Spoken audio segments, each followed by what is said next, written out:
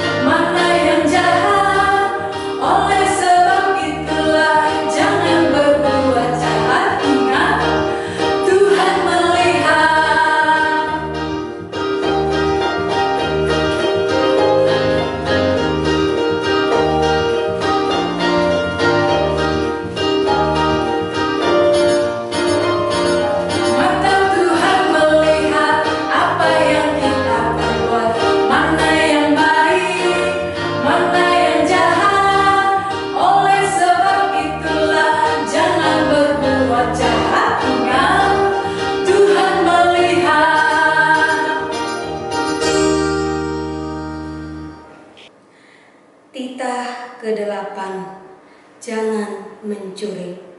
Artinya ialah takut akan Allah, kasih kepadanya. Berarti kita harus menjauhkan segala bentuk penipuan atau kekerasan untuk memperoleh harta, tetapi dengan sabar dan tekun menantikan pemberian atau berkat Tuhan. Kita juga harus bertanggung jawab memelihara milik orang lain. Masih semangat memuji Tuhan kan adik-adik? Mari kita lagi dengan penuh semangat. Sebentar sebelum mendengar firman Tuhan, kita naikkan pujian Aku Senang Jadi Anak Tuhan.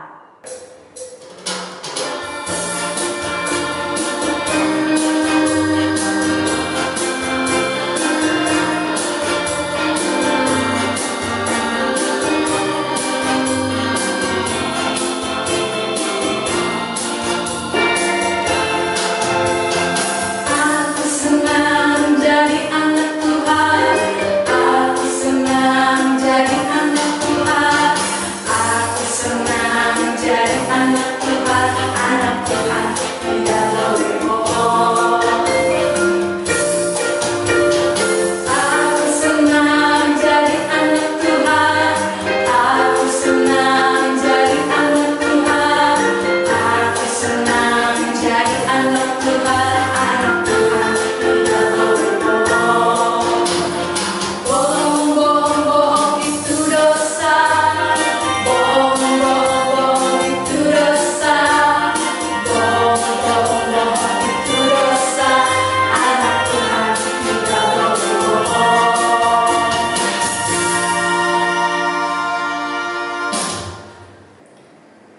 Shalom adik-adik sekolah minggu, apa kabar?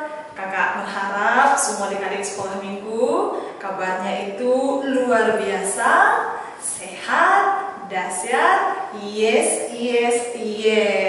Nah, sekarang kakak mau sapa dulu nih. Apa kabar kakak-kakak guru sekolah minggu yang cantik? Luar biasa, dahsyat, sehat, yes.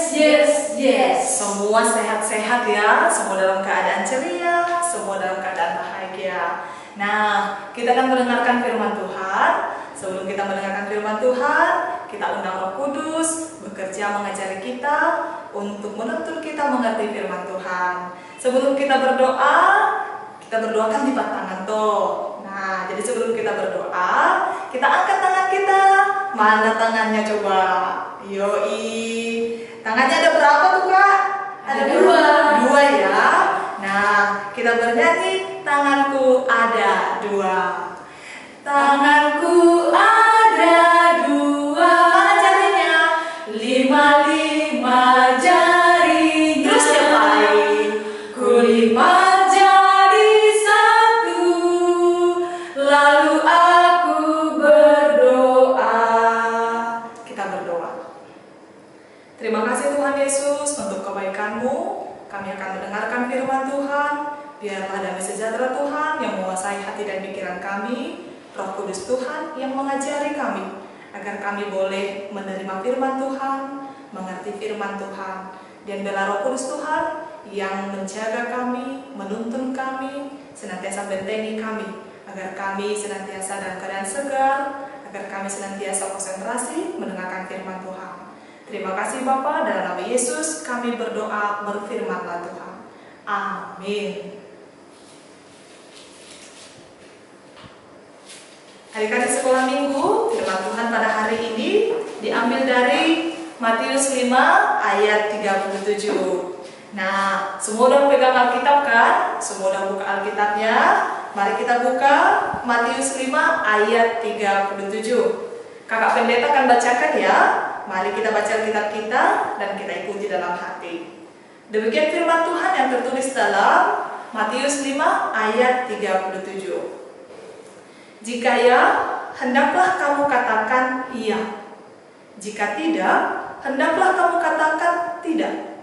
Apa yang lebih daripada itu berasal dari si jahat. Demikian pembacaan firman Tuhan.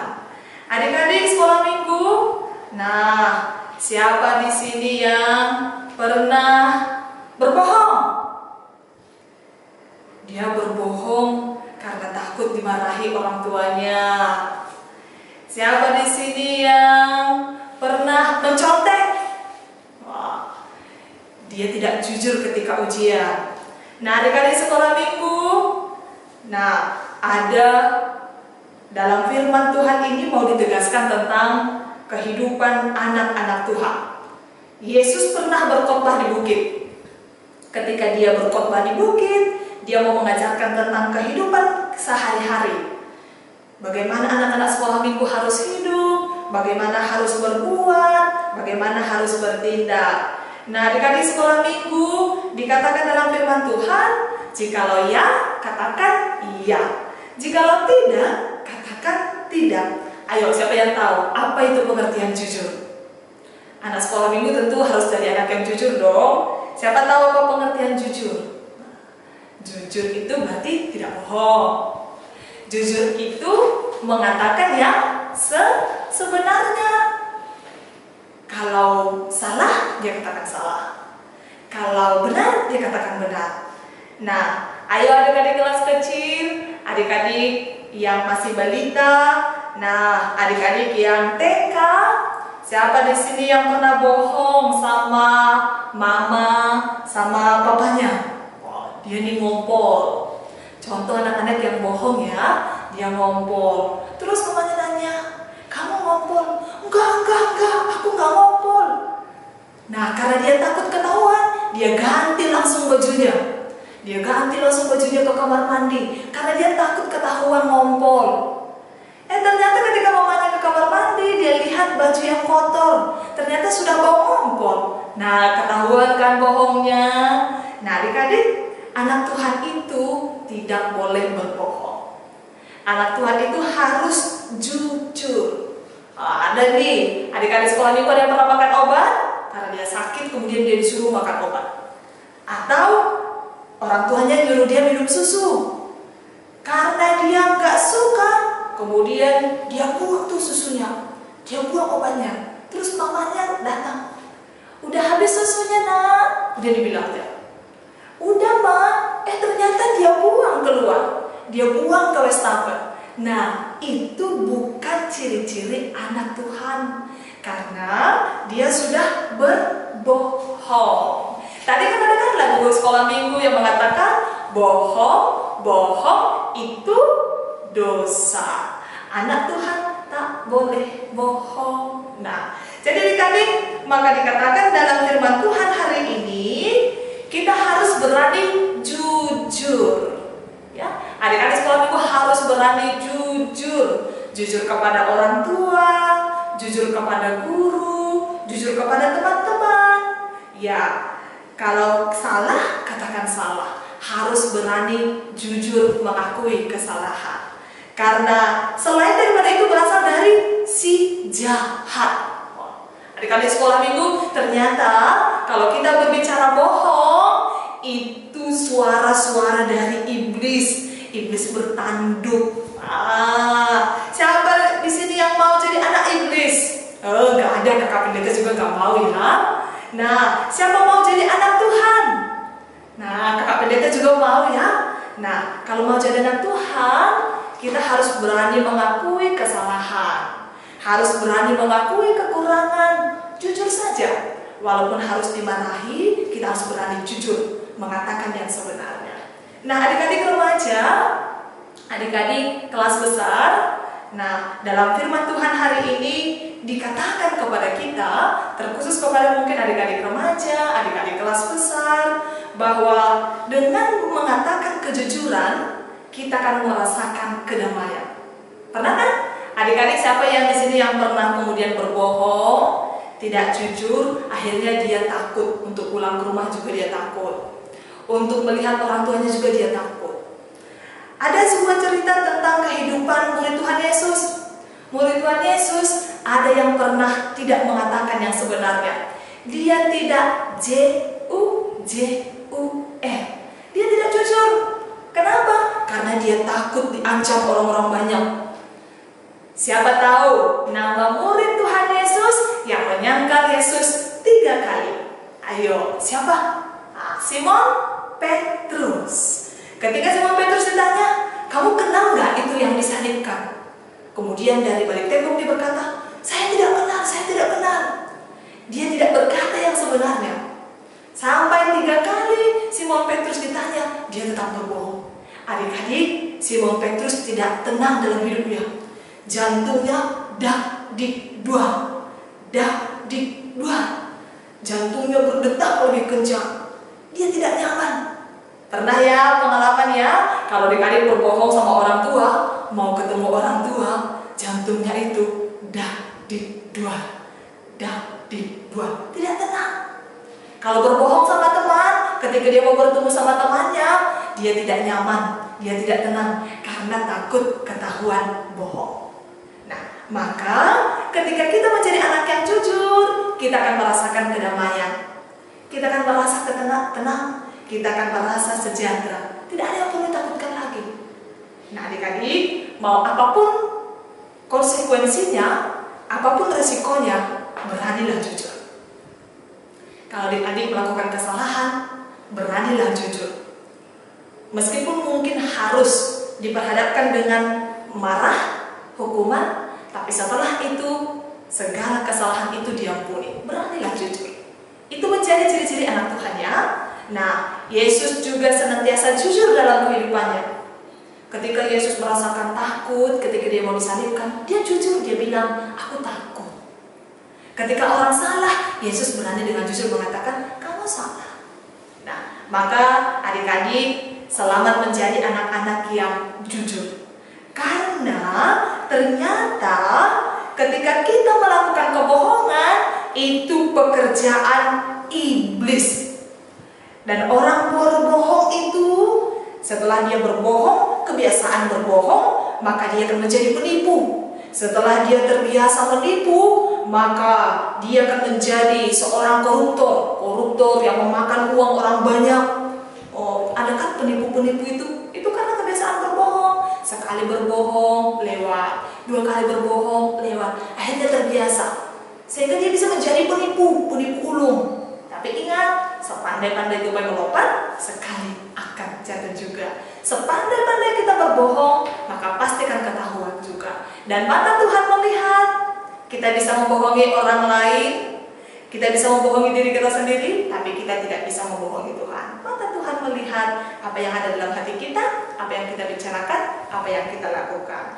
Nah, seperti ini loh adik-adik, seperti yang dikatakan dalam Yohanes 8 ayat 44. Kita dengar ya, kakak guru sekolah minggu membacakan Yohanes 8 ayat 44. Iblislah yang menjadi bapamu dan kamu ingin melakukan keinginan-keinginan bapamu.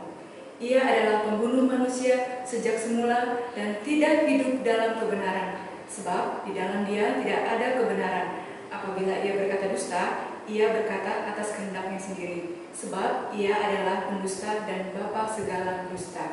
Terima kasih kakak. Nah, adik-adik sudah dengarkan firman Tuhan dalam Yohanes 8 ayat 44 bahwa siapa yang suka berdusta, maka bapaknya adalah iblis.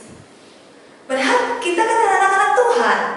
Kakak pendeta, adik-adik sekolah minggu, semuanya adalah anak raja, anak Tuhan. Aku anak Tuhan, engkau anak Tuhan.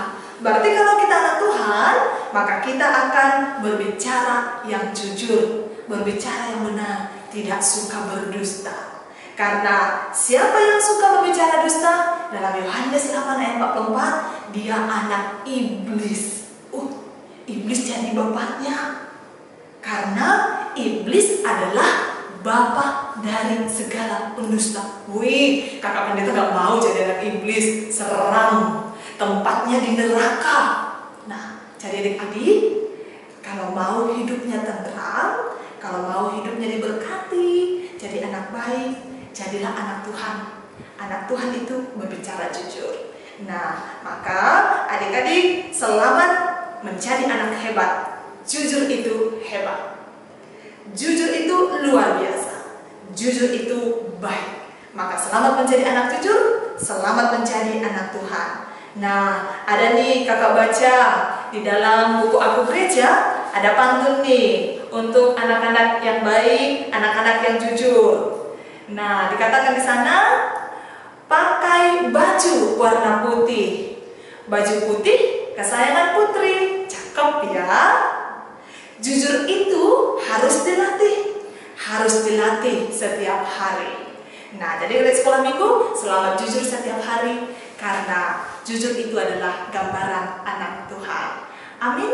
Kita bersatu dalam doa, kita berdoa. Terima kasih Tuhan Yesus untuk kebaikan-Mu yang menjadikan kami anak-anak Tuhan. Kami anak-anak sekolah minggu yang kecil, yang lemah. Kami anak-anak sekolah minggu yang bertumbuh dalam kasih Tuhan. Kami anak-anak sekolah minggu yang Tuhan percayakan, didik oleh orang tua kami, dididik oleh saudara-saudara kami, di tengah-tengah keluarga, sekolah, masyarakat, dan gereja. Tuhan, kami mau jadi anak jujur. Kami mau mengatakan yang sebenarnya. Kami tidak suka berbohong, karena kami adalah anak Tuhan. Kami mau senantiasa menjadi anak Tuhan yang baik, anak Tuhan yang setia, berkata yang sebenarnya. Karena kebohongan itu berasal dari si iblis. Karena anak-anak yang suka berbohong, bapaknya adalah si iblis dan si setan. Tapi kami adalah anak-anak Tuhan. Kami mau jadi anak jujur, karena jujur itu hebat. Jujur itu akan menjadi dipercaya. Jujur itu akan dicintai. Anak yang jujur akan dihormati.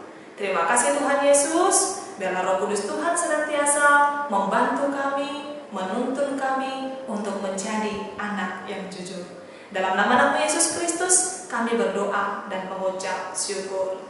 Amin. Luar biasa ya adik-adik, firman Tuhan tadi tetap diingat dan dijalankan dalam kehidupannya adik-adik ya. Sekarang tetap semangat ya. Kita masuk ke ayat hafalan. Adik-adik, ayat hafalan kita hari ini terambil dari Wahyu 3 ayat 16. Jadi, karena engkau suam-suam kuku dan tidak dingin atau panas, aku akan memuntahkan engkau dari mulutku. Sekali lagi adik-adik, yuk kita sama-sama Wahyu 3 ayat 16. Jadi karena engkau suam-suam kuku dan tidak dingin atau panas, aku akan memuntahkan engkau dari mulutku. Terima kasih, dihafal ya adik-adik. Adik-adik, sekarang dipersiapkan ya, karena kita sudah masuk ke acara aktivitas kreasi oleh Kak Yuni dengan Kak Risma. Harus diikuti dengan bagus adik-adik ya. Adik-adik semua, kita memasuki acara kreativitas membuat lilin. Kita siapkan bahan-bahannya ya adik-adik. Yang pertama kertas cover, yang kedua kertas origami, yang ketiga gunting, yang keempat lem. Ya, adik-adik siapkan bahan-bahannya ya. Oke, mari kita mulai membuatnya ya adik-adik ya. Ya, kami persilakan kakak. Adik-adik, kita mulai ya cara pembuatan lilinnya. Yang pertama kertasnya kita buat ya, kita lipat begini supaya panjang dan lebarnya sama ya. Kita lipat, terus kita gunting ya adik-adik, jadinya seperti ini. Oke, selanjutnya kita masukkan lemnya ya. Kita lempar lebih dahulu. Setelah itu kita tempelkan ya, harus rata, pelan-pelan ya adik. Kita lipat secara silang. Oke, hati-hati ya.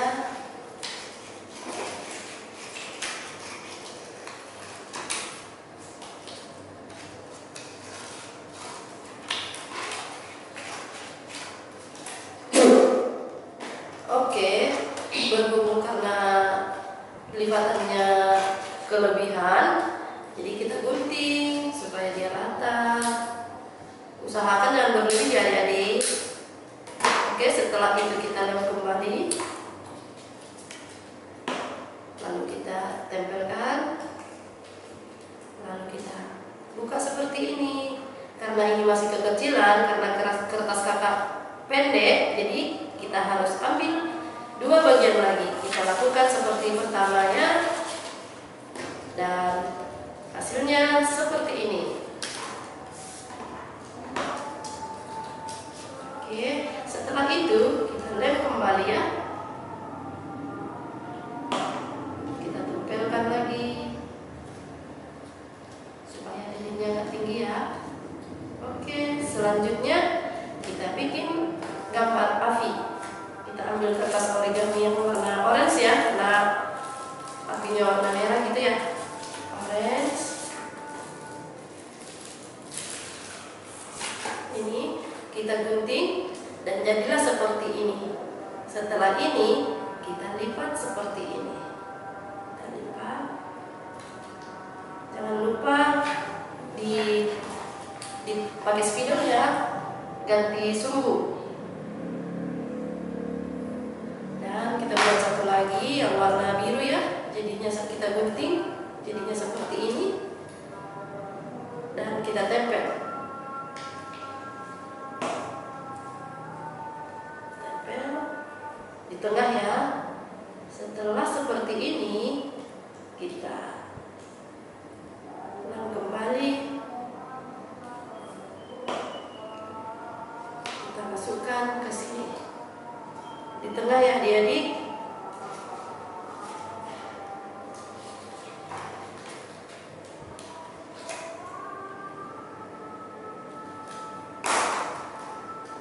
Oke, jadi sudah ini tinggal kita buat tempatnya, bawahnya ya. Warna hijau kita gunting membentuk seperti ini. Oke. Langkah pertama, kita boleh membentuknya sesuka hati ya, boleh lingkaran, boleh persegi, boleh kapan daun, terserah. Jadi kita buat ya pertama supaya dia kuat, karena origaminya agak tipis. Jadi kita pertama lem. Kita lem dulu, kita lipat dua bagian. Lanjut kita gunting. Terserah ya adik-adik mau bentuk apa.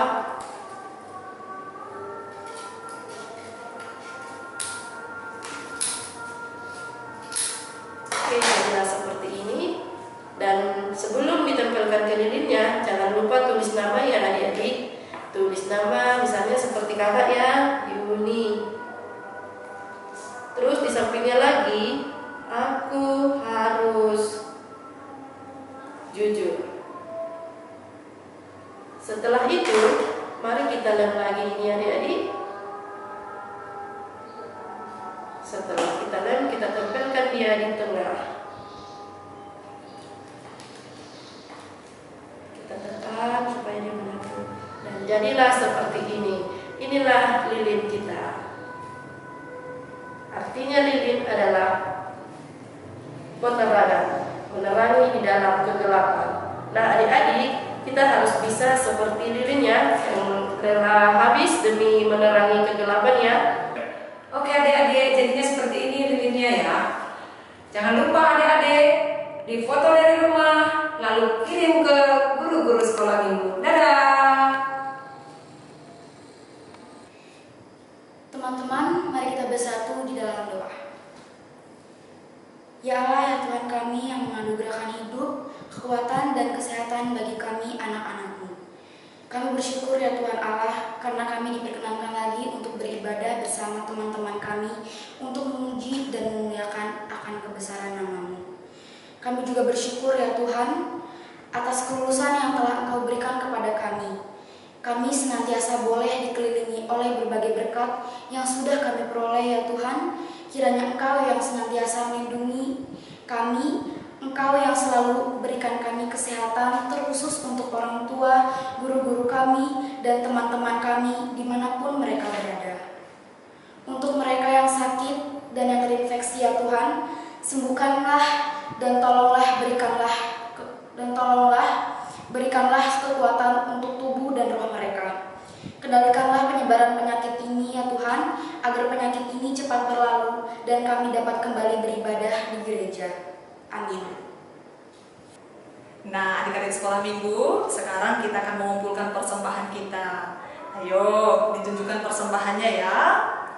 Firman Tuhan yang menjadi dasar bagi persembahan kita diambil dari 1 Tawarik 29 ayat 17a. Demikianlah firman Tuhan. Berilah kepada Tuhan kemuliaan namanya, bawalah persembahan dan masuklah menghadap Dia. Sujudlah menyembah kepada Tuhan dengan menghiaskan kekudusan. Sekarang mari kita mengumpulkan persembahan kita sambil menaikkan pujian Sungguh Ku Bangga Bapa.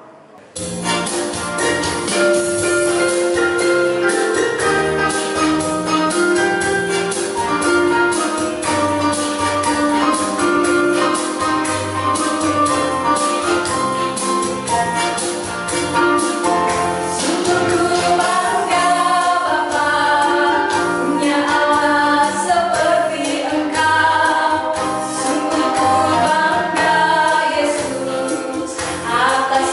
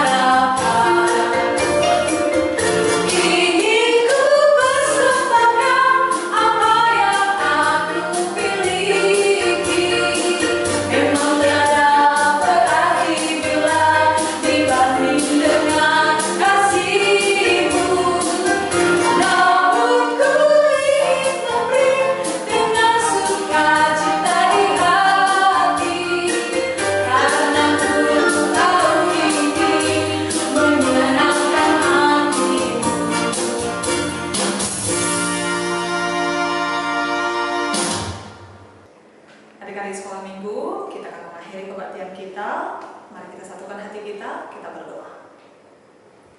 Bapa kami yang di surga, terima kasih atas penyertaan-Mu mulai awal hingga akhir ibadah kami ini boleh berjalan baik dan lancar. Berkati kami senantiasa ya Tuhan, agar apapun yang menjadi pergumulan kami saat ini boleh kami lalui dengan baik. Berkati orang tua kami, kakak, abang, dan saudara-saudara kami, guru-guru sekolah minggu kami, agar mampu melalui bencana COVID-19 ini dengan baik, dan kami boleh segera pulih dan kembali beribadah di gereja. Dan berkatilah persembahan yang sudah kami persembahkan ini untuk hormat dan kemuliaan bagi nama Tuhan. Dalam nama Yesus kami berdoa dan mengucap syukur. Amin. Mari adik-adik bersama-sama kita menaikkan doa O Yesus Hasomani. O Yesus Hasomani, Hanami Haganu, Pasada Uhur Nami, Aseto Rangganu, Sengboi Dalanon Nami, Salakah Natosa, Dokham Hasoman Nami, Torang Age Puja. Amin. Terimalah berkat yang datangnya dari Tuhan Allah. Tuhan memberkati engkau dan melindungi engkau. Tuhan menyinari engkau dengan wajah-Nya dan memberi engkau kasih karunia. Tuhan menghadapkan wajah-Nya kepadamu dan memberi engkau damai sejahtera. Amin. Kita bernyanyi lagu Horas B. Mahina.